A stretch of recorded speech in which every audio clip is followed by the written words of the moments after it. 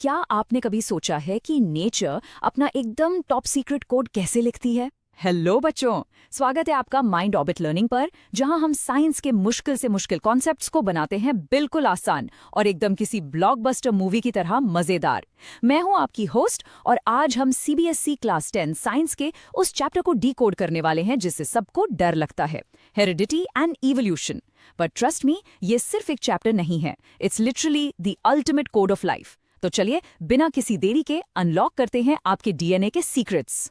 आज के इस सुपर एक्साइटिंग सेशन में हम कवर करेंगे the mystery of inheritance, Mendel के amazing code breaking, dominant versus recessive का पूरा गेम, उसके बाद human sex determination, the power of artificial selection और आखिर में हम लिंक करेंगे हेरिडिटी को एवोल्यूशन के साथ।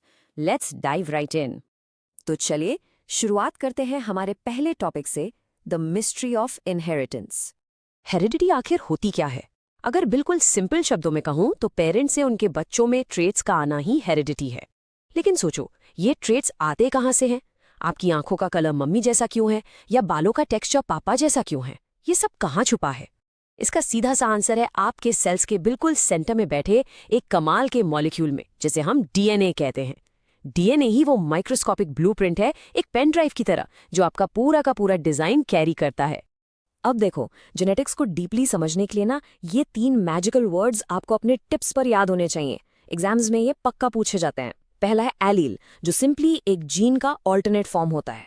दूसरा है जीनोटाइप, यानी किसी भी ऑर्गेनिज्म का हिडन जेनेटिक मेकअप। और तीसरा है फिनोटाइप, जो आपका ऑब्जर्वेबल कैरेक्टरिस्टिक है। मतलब जीनोटाइप आपके अंदर का छुपा हुआ कोड है और फिनोटाइप उसका बाहरी रिजल्ट, यानी आप बाहर से एक्चुअल में कैसे दिखते हो। Simple, right?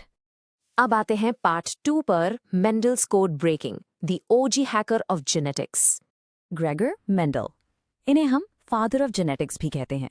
उन्होंने बिना किसी मॉडर्न फैंसी लैब के अपने गार्डन में मटर के पौधों यानी पी प्लांट्स के साथ ऐसे एक्सपेरिमेंट्स किए जिन्होंने दुनिया बदल दी। इमेजिन करो, एक तरफ है एक टॉल पी प्लांट जिसका जीनोटाइप है कैपिटल टी, दूसरी तरफ है एक शॉर्ट पी प्लांट जिसका जीनोटाइप है स्मॉल टी। हमेशा याद रखना, कैपिटल लेटर्स डोमिनेंट ट्रेट दिखाते हैं और स्मॉल लेटर्स रिसेसिव। अब मैं आपसे एक सवाल पूछती हूँ, अगर इन दोनों की क्रॉस ब्रीडिंग कराई जाए तो नया पौधा कैसा बनेगा, लंबा या छोटा? इसका आंसर छुपा है हमारे अगले टॉपिक में, डोमिनेंट वर्सेस रिसेसिव। मेंडल के इस बहुत ही फेमस मोनोहाइब्रिड क्रॉस एक्सपेरिमेंट को स्टेप बाय स्टेप देखते हैं। स्टेप 1, जब उन्होंने कैपिटल टी और स्मॉल टी को क्रॉस किया तो F1 जनरेशन के सारे प्लांट्स टॉल निकले। उनका नया जीनोटाइप था कैपिटल टी और स्मॉल टी। इसे कहते हैं लॉ ऑफ डोमिनेंस, क्योंकि बड़े टी ने छोटे टी को पूरी तरह छुपा दिया। लेकिन बॉस, कहानियां खत्म नहीं होती, एक ट्विस्ट है। स्टेप 2 में जब इन्हीं F1 हाइब्रिड्स को आपस में क्रॉस किया गया तो F2 जनरेशन में अचानक से शॉर्ट प्लांट्स वापस आ गए। इसे कहते हैं लॉ ऑफ सेग्रीगेशन। मतलब रिसेसिव ट्रेट गायब नहीं हुआ था, वो बस एक जनरेशन के लिए शांति से छुप गया था। और अब आते हैं उस नंबर पर जो जेनेटिक्स में सबसे ज्यादा फेमस है। F2 जनरेशन का फिनोटाइप रेशियो हमेशा, और मेरा मतलब है हमेशा, 3:1 होता है। मतलब 75% प्लांट्स टॉल निकले और 25% प्लांट्स शॉर्ट। ये सीबीएसई का एब्सोल्यूट फेवरेट टॉपिक है बच्चों। ये 3:1 का रेशियो आपको एग्जाम में बिल्कुल नहीं भूलना है। Moving on to part 4, human sex determination. P plants की मैथ्स तो हमने समझ ली, अब देखते हैं ह्यूमंस में ये जेनेटिक कोड एक्चुअली कैसे प्ले आउट होता है। हम ह्यूमंस के हर सेल में 23 पेयर्स ऑफ क्रोमोसोम्स होते हैं। जो आखिरी यानी 23rd पेयर होता है ना, उसे सेक्स क्रोमोसोम्स कहते हैं। फीमेल्स के पास एक परफेक्ट मैचिंग पेयर होता है जिसे हम कहते हैं XX, और मेल्स के पास एक मिसमैच्ड पेयर होता है XY। और गेस व्हाट, यही एक अकेला XY पेयर पूरी गेम को डिसाइड करता है। इस मैकेनिज्म को एकदम क्रिस्टल क्लियर करते हैं। जाइगोट को हमेशा दोनों पेरेंट्स से एक क्रोमोसोम मिलता है। मदर के एग में हमेशा सिर्फ और सिर्फ X क्रोमोसोम ही होगा, क्योंकि उनके पास है ही दोनों X। लेकिन फादर के स्पर्म में X या Y दोनों में से कोई एक हो सकता है। So the maleness of a child is determined entirely by the Y chromosome inherited from the father. अगर फादर से Y मिला तो बेबी बॉय, अगर X मिला तो बेबी गर्ल। ये बिल्कुल एक नेचुरल 50-50 चांस का गेम है। अब आते हैं सेक्शन 5 पर, the power of artificial selection. देखो, नेचर का अपना एक स्लो नेचुरल सिलेक्शन होता है, पर हम ह्यूमंस कहाँ पीछे रहने वाले थे। हमने इनहेरिडिटी के रूल्स को सेंचुरी से अपने फायदे के लिए यूज किया है। जरा इस बिल्कुल आम से दिखने वाले पौधे को देखिए, वाइल्ड कैबेज। आपको जानकर सच में हैरानी होगी कि आपकी सारी फेवरेट हरी सब्जियां इसी एक अकेली वाइल्ड प्लांट से आई हैं। पता है कैसे? फार्मर्स ने पिछले 2000 सालों में इसके बेस्ट ट्रेट्स को आइडेंटिफाई किया और उन्हें आगे आने वाली जनरेशन्स के लिए सिलेक्टिवली ब्रीड किया। It's like hacking nature. जब फार्मर्स ने वाइल्ड कैबेज की सिर्फ उन लीव्स को चुना जिनके बीच का डिस्टेंस बहुत ही शॉर्ट था, तो ओवर जनरेशंस हमें मिली कैबेज, यानी आपकी नॉर्मल पत्ता गोभी। और जब उन्होंने प्लांट के स्वॉलन पार्ट्स को आर्टिफिशियली सिलेक्ट करके ग्रो किया, तो हमें मिला कोलराबी। एक ही बेसिक पौधा था, पर ह्यूमन सिलेक्शन ने इसके कितने अलग और मजेदार रिजल्ट्स निकाल दिए।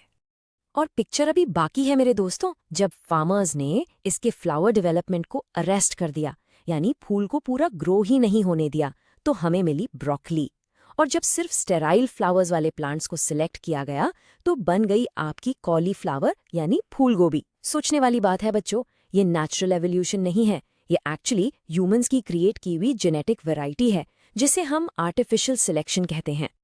एंड फाइनली हम आते हैं अपने लास्ट पार्ट पर, linking heredity and evolution. Let's connect the dots. तो अभी तक हमने माइक्रो लेवल पर देखा कि ट्रेट्स एक जनरेशन से दूसरी जनरेशन तक पास ऑन कैसे होते हैं, लेकिन जब यही microscopic genetic changes millions of years तक जमा होते रहते हैं ना, तब एक मैक्रोस्कोपिक लेवल पर जादू होता है जिसे इवोल्यूशन कहते हैं। इसके 4 मेन पिलर्स याद रखना। पहला, डीएनए कॉपिंग के टाइम आने वाली छोटी छोटी जेनेटिक वेरिएशंस जो अर्थ पर डाइवर्सिटी बनाती हैं। फिर नेचर उन ट्रेट्स को सेलेक्ट करती है जो उस पर्टिकुलर एनवायरनमेंट के लिए सबसे बेस्ट होते हैं। इसे नेचुरल सिलेक्शन कहते हैं। टाइम के साथ जब ये चेंजेस बहुत ज्यादा एक्यूमुलेट हो जाते हैं, तो एक बिल्कुल नई स्पीशीज ही बन जाती है। This is called speciation. और इन सब का सबसे ठोस सबूत यानी अल्टीमेट एविडेंस हमें कहाँ से मिलता है? फॉसिल से। जो अनडिकम्पोज्ड डेड ऑर्गेनिजम्स अर्थ की डीप लेयर्स में मिलते हैं, वो उतने ही पुराने होते हैं और हमें एक क्लियर पिक्चर दिखाते हैं कि life over millions of years कैसे इवॉल्व हुई है। तो बच्चों, इस वीडियो को क्लोज करने से पहले मैं आपको एक सवाल देके जा रही हूँ। इस बारे में जरूर सोचना। How will understanding our genetic code shape the future of human evolution and biotechnology? क्या हम खुद को आगे इवॉल्व करेंगे?